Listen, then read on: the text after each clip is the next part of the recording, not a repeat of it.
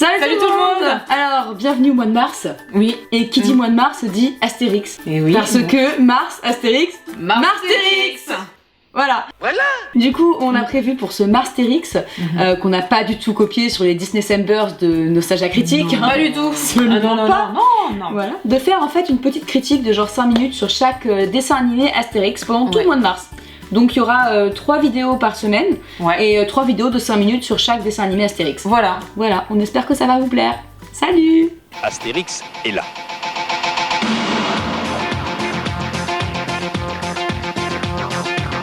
Astérix est là. Ça va faire mal, ça va cogner la bagarre. Astérix est là. Seul contre les dieux, contre l'odieux César.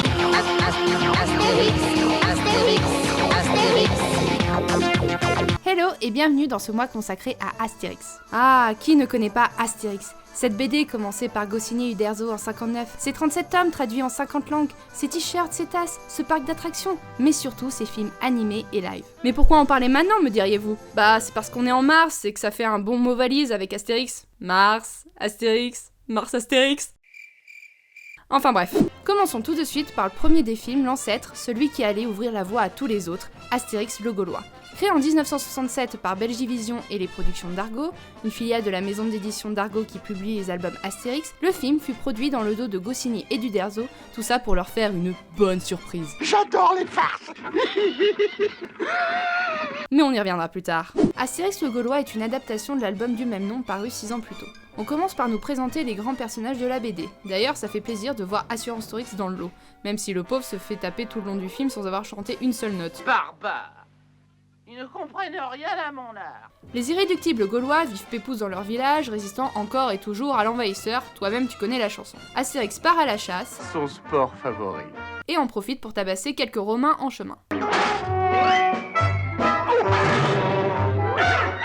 Est-ce que quelqu'un peut m'expliquer ces bruitages? Sérieux, fermez les yeux. Est-ce que vous visualisez une bagarre? Non mais parce que moi, j'ai plutôt l'impression d'être à côté d'un stand de chamboule-tout à la fête foraine du coin. Et c'est pas le seul bruitage étrange du film. Astérix rentre chez lui et se remplit la panse avec son pote Obélix, qui ne sert à rien dans cet opus, autant vous le dire tout de suite. Pendant ce temps, au camp de petits bonhommes, le général Caius Bonius est excédé de voir ses troupes se faire laminer par une poignée de barbares. Il charge donc un valeureux soldat de s'infiltrer dans le village pour connaître le secret de leur force et... Non, je rigole, en fait le type a juste perdu aux chaises musicales. Bref, le dindon de la farce, nommé Caligula Minus, est déguisé en Gaulois prisonnier et, une fois sauvé par Astérix et Obélix, rentre dans le village. Attendez, c'est moi ou il laisse courir un gamin qui crie « Je veux des Romains, je veux des Romains !» avec un couteau? Où sont les Romains? Je veux des Romains! Caligula Minus apprend rapidement le secret de leur force. Une potion magique préparée par Panoramix le druide. Et d'ailleurs, ils doivent pas juste prendre la potion magique pour se battre ou un truc comme ça. Et c'est quoi ce village de drogués? Regardez leur réaction à l'heure de prendre la potion. Potion. Malheureusement, la véritable identité du Romain est dévoilée car il porte une fausse moustache.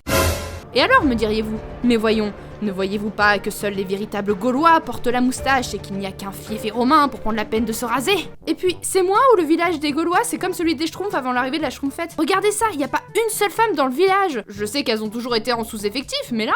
Caligula Minus retourne Fissa à son camp où il révèle l'existence de la potion magique. Panoramix est enlevé par les Romains, Astérix part le sauver et tombe sur... Oh non!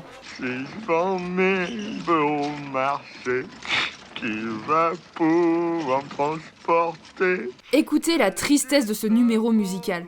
L'absence d'instruments, le reniflement dégueu, le ronflement du bois. Ne vous plaignez plus jamais d'une chanson après ça.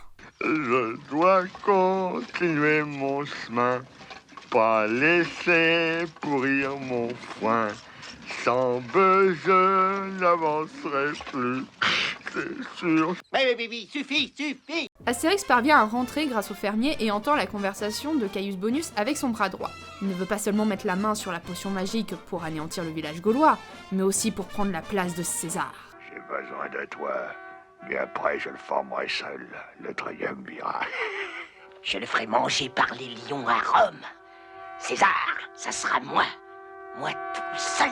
Non mais les gars, vous êtes à 2 mètres l'un de l'autre, dites pas à voix haute que vous allez vous trahir, c'est ridicule. Astérix se constitue prisonnier avec Panoramix et, ensemble, décident de se payer la tête des Romains. Ils les font tourner en bourrique pour trouver des fraises hors saison et leur préparent un fortifiant capillaire. Ça, c'est clairement pour se foutre de leur manie du rasage. D'ailleurs, puisqu'on en parle, Astérix est supposé être le plus rusé des Gaulois, mais quand je regarde le film, je me dis qu'il est considéré ainsi surtout parce que, hormis Panoramix, tout le monde est stupide. Les Romains croient bêtement tout ce qu'il sort, et Caius Bonius menace de faire un gros caprice dès qu'on lui refuse de la potion. Ah, c'est sûr, c'est facile d'être rusé dans ces conditions.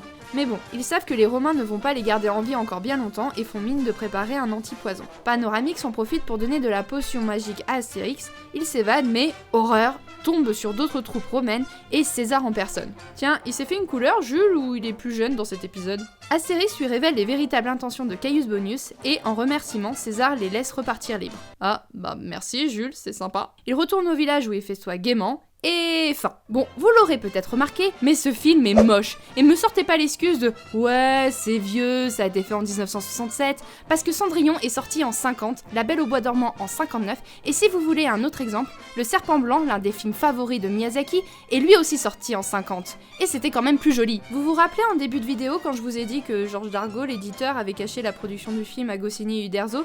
Eh ben, quand il leur a finalement montré, les auteurs étaient tellement horrifiés par le résultat que Georges les a rassurés en disant « Non mais vous inquiétez pas, c'est pas pour le cinéma, c'est pour la télé, voilà ». Goscinny et Uderzo ont quand même exigé l'arrêt et la destruction de l'autre film qui était en cours de fabrication au cas où. Sauf que, quelques temps plus tard, Georges Dargaud est allé présenter le film à 2 propriétaires de cinéma qui ont dit « Oh, mais ce film est génial, je veux le projeter !» Et ce qui n'était qu'une bouse aux yeux des créateurs du Gaulois est devenu un gros succès en salle qui a permis la création des autres films que nous connaissons. Mais ça, ce sera pour une prochaine vidéo.